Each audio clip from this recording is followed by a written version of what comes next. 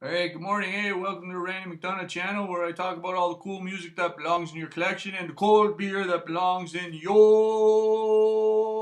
if I can get my finger in the middle, fridge, eh? So hungover, right? Long night. I was over at Mounties on Dundas Street East, eh? And some guy said, hey, I'll buy you one beer, right? Okay, one beer is okay. Next thing I know, the guy didn't stop buying, eh? And it's hard to say no to that, right? Was a really bad draft beer. Don't drink the draft at Mounties, eh? When you go over there. Look out. Look out. So anyway, I'm recovering. So I got a nice little shot of creme de cocoa and milk, right? Good for the body. And you'll notice the shot glass here is approved by the LLBO. So that's Liquor License Board of Ontario because Randy always drinks legally, right? So 1 ounce, you might see, is measured perfectly.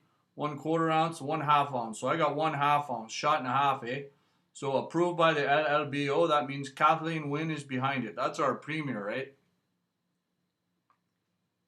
She'd approve of the taste too, and it's got nutrients, calcium and stuff, eh? So anyway, enough of the lunch discussion. I'm going to talk about music, okay?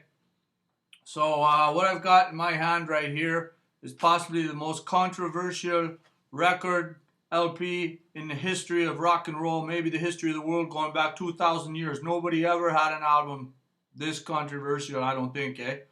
For sure the most controversial in my collection. So with no further ado, I introduce you or reintroduce you to Frankenchrist by the Dead Kennedys, eh? So here you go. Look at the outside. We'll go from the outside in. So again, it's Frankenchrist. Came out in 1985, eh? So they got a bunch of Shriners driving their little cars. Remember, it used to happen sometimes, eh? These guys would drive their little shit boxes around the parade grounds and stuff. And the back's pretty much the same. Looks like a shot from the 70s, eh? Everybody's hair looks pretty cool. Looks like Randy's hair back there. It might even be me on a visit to California or something, eh? Anyway, so innocent enough looking photo on the outside, right? Get you to buy it. By Alternative Tentacles Records, based out of San Francisco, California, eh? And Fringe Product in Toronto, Box 670 Station A. How they got their office in that box, I have no idea. But anyway, they get a lot of music in the sleeve, so who am I to judge? All right. So anyway, going inside. Got the Frankenchrist inner sleeve, right? Got some hand controlling something. Knowing the Dead Kennedys, they probably think that's Ronald Reagan's hand or something, eh?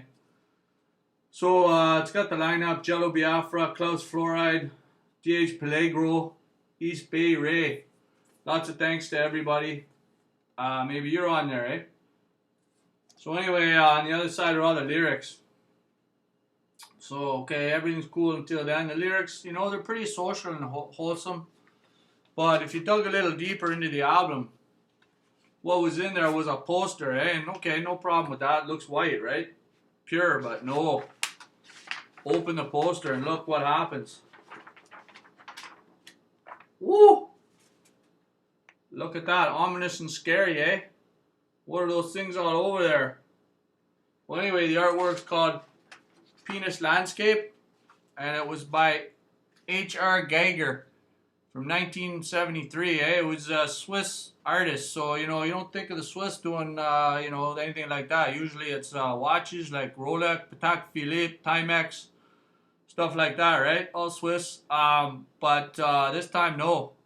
It was a poster with men and women's genitalia in gray and really scary looking, eh? It's quite a work of art, actually, because it really draws emotion out of you. So all you artists out there, I might appreciate that. And a lot of people did, eh? Newsweek actually featured it, right? So, I don't know, here's the H.R. Geiger. I heard he died like 2 years ago, eh? At age 74, so rest in peace.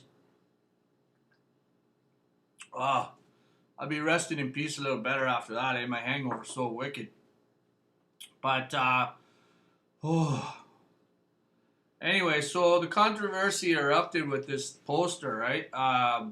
Some 14-year-old teenager in California bought it for her 11-year-old brother, eh? So, maybe mother should have been looking over the shoulder, but no, not quite.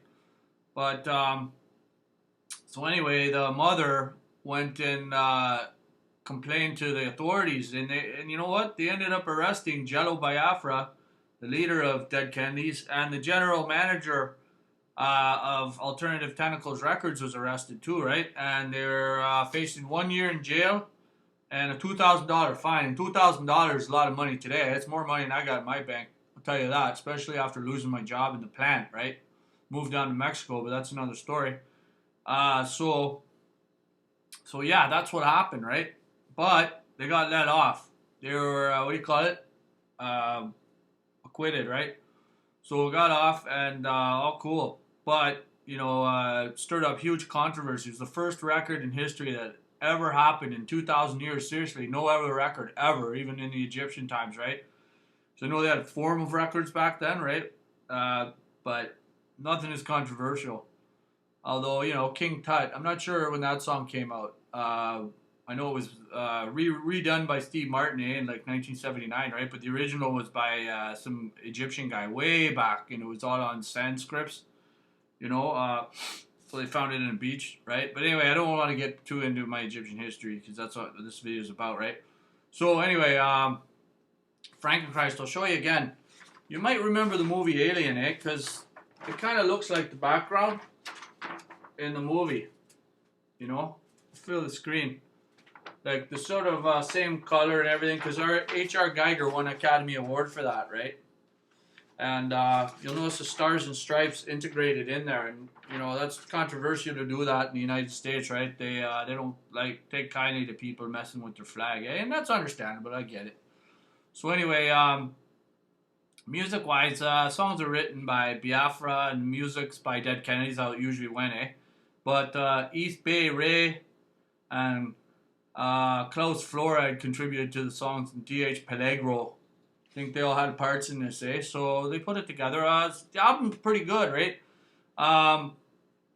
Songs definitely stand out to me are MTV Get Off the Air. And, after all these years, they finally did get off the air. There's no videos anymore. That song complains about the videos and how bad the music was in 85 when the album came out, right? Music's not really any better nowadays, It just probably got worse even. So MTV Get Off the Air. Another song I love is Jock-O-Rama. It really spoke to me back then, And about jocks and the stuff they do, right? Because sometimes they cause trouble. I think they're pretty cool, Some of them are cool, actually, but anyhow. Another one called Soup is Good Food, how you get eaten by the boss sometimes, right? And then another one about working at my job. So, it's about you should do what you love, don't do what you hate. Because that gets you into trouble every time, right? And I love my job at the plant, but the Mexicans must have loved it more because they got it now. Anyway, so that's where I am. Played the album backward like I do with every all vinyl to see if there's any secret messages. I swear, you're all going to think I'm full of shit, right? But I swear I heard Tipper Gore Sucks when I was playing MTV Get Off the Air backward. So I don't know if I was just hearing that because of the controversy around the album at the time. Tipper Gore was all over this kind of stuff. So maybe I'm just thinking about it. I had a few too many beers when I listened to it last night. So anyway, Live Factor. I saw these guys live in 1982 at the Masonic Temple, or the Concert Hall as is also known. And you see I did a little video of that. So they were there then, Some skinhead booted me right in the forehead, Jumped up with his steel-toed docks and nailed me right in the forehead. So I don't miss the encore, Holy mackerel, if there was one. I don't even remember, but I wouldn't know anyway. I woke up in the hospital. But that's another story. So, I'm going to give this album 4 Woo Lemaires. Woo Lemaire! Woo Lemaire! Woo Lemaire! Woo Lemaire! So, Woo Lemaire! Is that 4? Anyway, you guys can count. I'm having trouble counting this morning along with doing everything else. Can't even believe I can function. So, that's where this album's at. And, if you're into it, check it out. If you can find it somewhere, or if you want to buy the album off me, I hear it's really rare. So make me a good offer, right? So I think I'm going to conclude with that, and have yourself a great weekend. And if you're recovering like me, recover well, And please rate, subscribe, comment. We'll talk to you later. Bye.